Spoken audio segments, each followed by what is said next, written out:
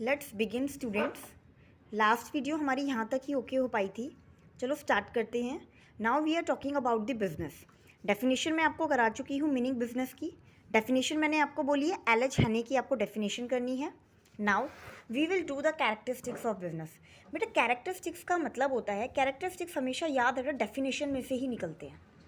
मैंने अभी आपको अच्छी तरह समझाया था बिज़नेस क्या होता है, बिज़नेस में क्या क्या करना होता है, तो उसी तरीके से हम अब कैरेक्टरिस्टिक्स करेंगे। सबसे पहला कैरेक्टरिस्टिक्स है बच्चे, business is an economic activity. बच्चे इकोनॉमिक एक्टिविटी याद करो।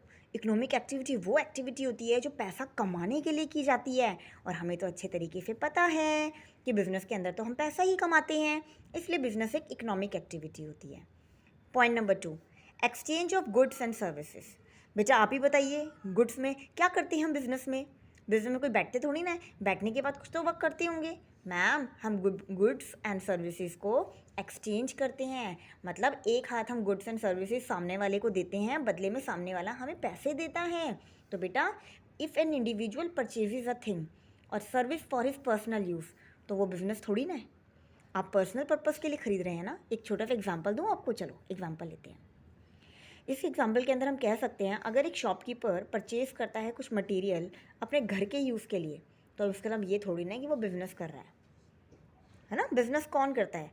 बिज़नेस वो करता है जो डेली बेसिस पे करता है, सामान को खरीद कर बेचने का काम करता है। अब आपने सामान खरीद कर तो अपने घर पे रख लिया, तो आप कहाँ से वो कर रहे हैं? आप तो बिज़नेस नहीं कर रहे हैं ना। हम बिज़नेस तब करते हैं ना जब हम कहीं से खरीद कर फिर सब बेचते हैं। तो बेटा इसीलिए exchange of goods and service होता है इसमें। थर्ड है रेगुलरिटी इन डीलिंग। रेगुलरिटी होनी चाहिए। फॉर एन एग्जांपल, आपने कोई कार, सेकेंड हैंड कार थी आपके पास, आपने वो सेल करी, आपके पापा ने वो कार सेल कर दी, ठीक है, तो इसका मतलब आपके पापा कार सेल करने का बिजनेस करते हैं? नो मैम, वो तो वन टाइम है, वो तो वन टाइम ट्रांजेक्शन हुई, वो रेगुलर बेसिस पे थोड़ी ना हो रही है। तो बेटे कार को बेचना, सेकेंड हैंड कार को बेचना और डेली रूटीन बेसिस पे नहीं बेचना, तो बेटा वो कहलाएगा आपका ओनली एंड ओनली आपने कार बेची है, वो आपका नहीं कहलाएगा बिजनेस। तो अब बिजनेस वही होता है जो हम रेगुलरिटी रखते हैं डीलिंग करने में। फोर्थ है प्रॉफिट मोटिव। प्रॉफिट कमाना इज़ अ मेन मकसद, राइट। एलिमेंट ऑफ रिस्क, ये तो सबसे बड़ी चीज़ है। हर बिजनेस में रिस्क होता है। अगर किसी बिजनेस में रिस्क नहीं हुआ तो वो चलेगा कैसे? जितना बड़ा रिस्क उतना बड़ा बिजनेस का रिटर्न। रिटर्न क्या होता है? Profit. And this is very important point बेटा, क्रिएशन ऑफ यूटिलिटी। बेटा मतलब समझिएगा। बेटा यूटिलिटी होती है वांट सेटिस्फाइंग पावर।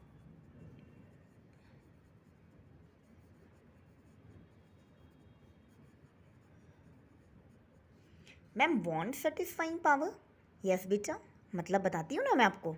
जब हम कोई बिज़नेस करते हैं तो बिज़नेस करते हुए हमें कुछ ना कुछ रिटर्न में तो चाहिए होता है, या किसी की हेल्प चाहिए होती है। जब हम बिज़नेस करते हैं तो हमारे पास बहुत सारी यूटिलिटीज़ आती हैं। मैं एग्जांपल लेती हूँ आपको। सबसे बड़ा एग्जांपल है बेटा, ध्यान देना। यूटिलिटी को कंप्लीट करने के लिए हमें 4 तरीके की यूटिलिटी होती है। Utility of place, utility of form, utility of time and utility of ownership. अब इसका मतलब समझेंगे बेटा, इनका मतलब क्या होता है, सुनिएगा ध्यान से। यूटिलिटी ऑफ प्लेस का मतलब होता है बच्चे कि आपको कोई ना कोई ऐसी जगह चाहिए। ध्यान दीजिएगा मैं क्या बोलने जा रही हूँ। आपको कोई ना कोई ऐसी जगह चाहिए जहाँ पे आपको अपना सामान पहुँचाना पड़े। अब सामान पहुँचाने के लिए आपकी कौन मदद करता है? मैम हमारा सामान पहुँचाने के लिए हमें ट्रांसपोर्ट मदद करता है। तो बेटा यूटिलिटी ऑफ प्लेस है ट्रांसपोर्ट, है ना, यही आपको सेटिस्फाई करता है। यूटिलिटी ऑफ फॉर्म का क्या मतलब होता है? बेटा यूटिलिटी ऑफ फॉर्म का मतलब होता है, ध्यान दीजिएगा, फॉर एन एग्जांपल, अगर आपका वीट फ्लोर का बिजनेस है तो आप क्या करोगे? हम सबसे पहले वीट खरीदेंगे, तभी तो उसको कन्वर्ट कर रहे हो फ्लोर में, वीट के फ्लोर में। तो आटे में कन्वर्ट करने के लिए गेहूं को एक फॉर्म में कन्वर्ट किया है ना। तो यूटिलिटी ऑफ फॉर्म को कौन कन्वर्ट करता है? ध्यान दीजिएगा, इससे आपके अपने प्रोडक्ट का साइज़ और फॉर्म चेंज होती है, ध्यान रखना। That is a utility of form. अगर मैं यूटिलिटी ऑफ टाइम की बात करूं तो बेटा यूटिलिटी ऑफ टाइम होता है storage. Utility of time, utility of time क्या कहता है? यूटिलिटी ऑफ टाइम कहता है कि हम जब भी कोई प्रोडक्ट बना के रखते हैं बेटा, वो एकदम नहीं बिकता। अब वो एकदम नहीं बिकता तो हमें क्या करना पड़ता है? अगर वो एकदम नहीं बिक रहा है तो हम क्या करेंगे बच्चे? हम एक स्टोर हाउस लेंगे, उसके अंदर सारा प्रोडक्ट बना बना कर रखेंगे, और फिर जब टाइम आएगा तो उसको डिलीवर करेंगे। और इस प्रॉब्लम को कौन सॉल्व करता है, कौन सेटिस्फाई करता है? Storage. Store house, and the last one is utility of ownership. बेटा ओनरशिप का मतलब समझेंगे। ओनरशिप का मतलब होता है कि हम देखिए कोई इंसान कोई प्रोडक्ट बना रहा है, अभी वो ओनर है उस प्रोडक्ट का। अब क्या हुआ, अब उस प्रोडक्ट को हमने बेच दिया, किसको, हमने कस्टमर को बेच दिया, तो अब वो प्रोडक्ट का ओनर कौन हो गया, अब वो कस्टमर हो गया। तो इन्होंने क्लियरली बोला है utility of ownership is created by their purchase and cell.